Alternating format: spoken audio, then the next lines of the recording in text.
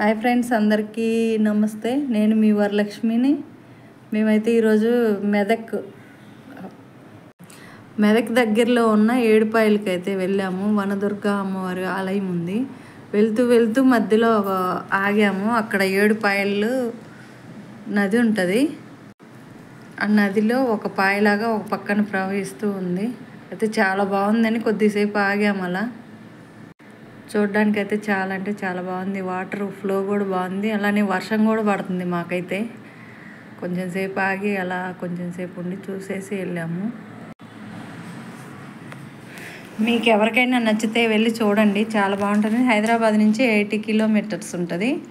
ఇటు back side అయితే water పారట్లేదు, స్లోగా ఉంది వాటర్ ఫ్లోడింగ్.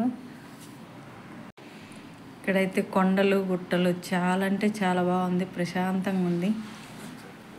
బ్యాక్ సైడ్ అయితే వాటర్ తక్కువే ఉన్నాయి. వర్షం పడుతుంది, లేకుంటే కొద్దిసేపు ఉండేవాళ్ళము. వర్షంలో ఎక్కువసేపు కూడా ఉండలేకపోయాము.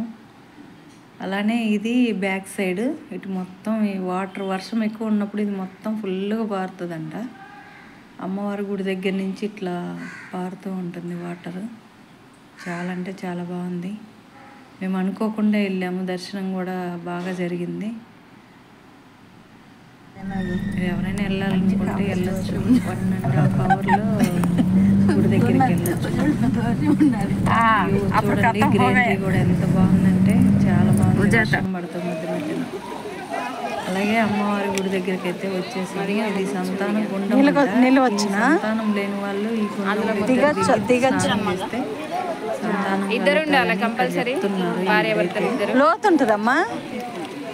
ఆవిడని అడిగాము ఏంటమ్మా ఇది అని. ఆవిడ సంతాన గుండం అంటారా? ఒకసారి మీరు